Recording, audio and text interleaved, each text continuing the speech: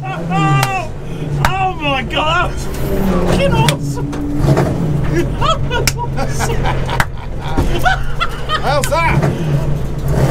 That is unbelievable!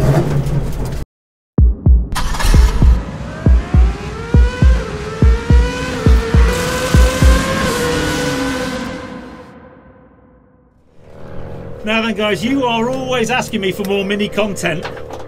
And anyone who knows anything about minis will know the gentleman to my right, Nick Swift, mate. I can't believe I'm sat in one of your cars at Goodwood and we're about to go for some hot laps. You might want to get out in a minute. Oh wow, so tell me about the car, because it's... Okay, so what we're in this morning, so this is our 1275 GT Richard Longman replica. Of in 1978-79, Richard won the British Saloon Car Championship, as it was then. Yeah. He won it overall as championship winner because they split it into classes, and he obviously kept winning the class, so he became British Touring Car Champion. So, sponsored by Petrol Motorsport and ICA Fuels, etc., etc. So, a real iconic sort of mini, well-known car from the period. Yeah. The real car does exist. It's currently owned by BMW Classic, and is in the car collection museum in Munich. Yeah. Which they bought a couple of years back. Bought it with a few noughts on the end of it. So I did say, did they want this one? As these classics tend to do. No. So yeah, so we're 1293. We're about 145 horsepower. Split Webers, very cammy. You'll just notice when we fire it up, below 5,000 revs, it's like a bag of old nails. You know, it's all blah, blah, blah, blah, blah. The big trouble that we have on the Split Webers, with the standard bulkhead there, we're not allowed, traditionally, you put a Weber on a Mini, you cut the bulkhead out and you bring everything further forward towards the driver, or further back. But we can't do that under the Group 1 rules. So we have a very, very short inlet track, which makes the cam even worse. Yeah. You know, ideally we could do with that being longer. And it just makes it really peaky. So on the track we'll be using, traditionally, you know, I've got my red line set there at about sort of 8.5. Special occasions I might bring out a little bit more. Got members meetings. Yeah, members meeting when you got one of them big bruising Camaros or something horrible. A falcon up your bum. Yeah, so we got to. We're about the 8,500 revs, but it's the lower revs that's the problem, you know. So essentially, we don't let it drop more than 6,000. It mustn't go below 6,000. Yeah. Maybe sort of 5 3/4. Yeah. But that's about it. So we have a power band of around the sort of 2,500. Yeah. Wicked. So yeah, and yeah, I can do whatever you want. You tell me what you want, and we'll go for it. Full send. Just give me the full Nick Swift experience. I've watched you race so many times over the years. To actually be sat in the car with you is quite something. It's yeah. I mean, obviously this is it. I don't get in the car very often. You know, this car especially. We only drive this once a year at the members meeting. Yeah. And it is quite special. Every time you get in it, it's sort of like this is quite aggressive. It's obviously a Mini, the best handling Mini. So the 65 cars, totally different tyres, etc. But on the small 10-inch wheels, that's what they're designed for. You know, so suspension is a lot nicer. The sort of balance of the car, the turning. This car in period had 12-inch wheels. But unfortunately there isn't a 12-inch tyre that we can use at Goodwood. Oh, no. So we had this dispensation to run it on 13-inch wheels, and we can have a post-historic period tyre. Yeah. The downside to that is with the bigger wheel, the car becomes more nervous, and what you'll probably sort of notice that, especially sort of under braking and coming into that sort of a corner entry, you'll notice it's a little bit fidgety. Yeah. You know, it's all alive at that point, you know. Yeah. So you have to drive it with quite a lot of care, carry a lot of speed, but just not to be too aggressive. Yeah. The 65 historic cars, you could just go in like a hooligan and wait and throw it in and do whatever you want. Yeah. You know? So cool. Right. So Yeah. should we give it a go? Yeah. Well, you're probably not going to be able to hear very much from now on, but I'll just let Nick do the talking with his driving.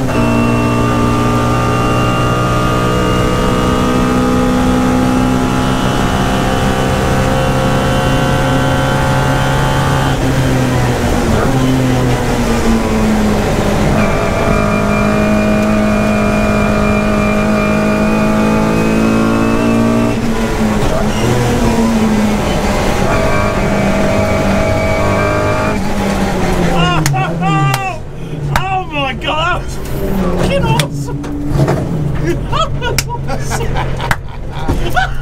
How's that? That is unbelievable! Oh, I mean, in car, when you're at, you know, Revival members meeting, they go in car with the video footage. That just doesn't give you any idea about how amazing that is. Bloody hell! What a car! I mean, I've never had the privilege to sit where you are, so I don't know what it feels like. And that was a privilege, an absolute privilege, mate. Oh no, not What a thing! Yes. I mean, seriously. It's good, isn't it? That's wicked. I mean, you can see the.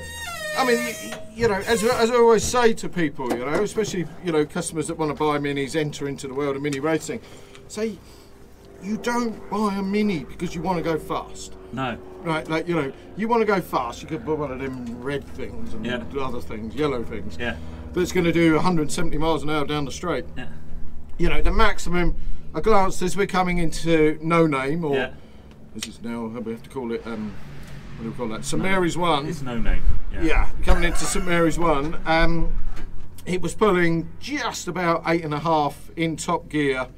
That's about 125 miles an hour. Yeah. So it's not fast, you know. Yeah. But the reality is we're 125 miles an hour as we are 50 metres from the corner. You know, the other guys are well on the brakes well before. I think for that. me, it's the way it takes the curbs at St Mary's. That's just that. Yeah, I mean, I mean, through the chicane. Yeah, it's close. Sometimes we, I like to sort of leave my mark where I go, or take something away with me. And we've finished the race, and that left front has always got a red wall on it, where it just takes the paint off the inside of the wall, just on that wheel. Yeah. But yeah, so through St Mary's left, you can feel. So I mean, obviously the car's loaded up. It's put full weight transfer onto this right rear. You know, it's a lot lighter on the left front. Limited slip diff is working. It's pulling in. You can see the idea is, you know, brake, change down, and then as soon as you turn in, power. Yeah. Because then it's pulling the limited slip diff. Is pulling it into the corner, and the front wheel there is almost unloaded, and we can just kiss the curb. And it's not really upsetting the balance of the car because the front left is already sort of, it's not in the air, you know, it's not Cortina style-y, but it's, you know, we need to keep it on the ground for drive, but the limited slip diff is working. But it does ride that very well, you know, and I like it. Maybe, you know, I might sort of use it a little more than I should. But yeah, it gives you a cool idea.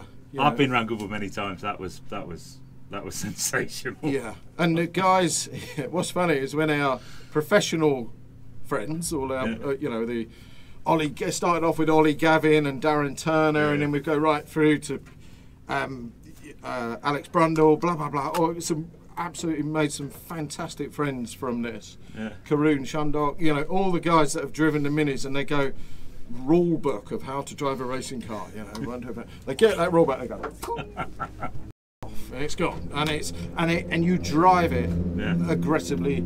You drive it like you stole it, you know, and it's the only way you can really pull the speed out of it. That's wicked. Thank you so much, guys. I hope you enjoyed that. I mean, mini content doesn't get any better than that for me. If you did, make sure you give me a thumbs up. Comments below are always welcome. And if you haven't done so already, please subscribe to Petrol Ped for plenty more content to come. That's my normal sign off, but. Cool. I'm going to go and have a lie down now. Take care, guys. Drive safe. Mate, that was wicked. That was a complete bucket list moment for me. That was totally wicked.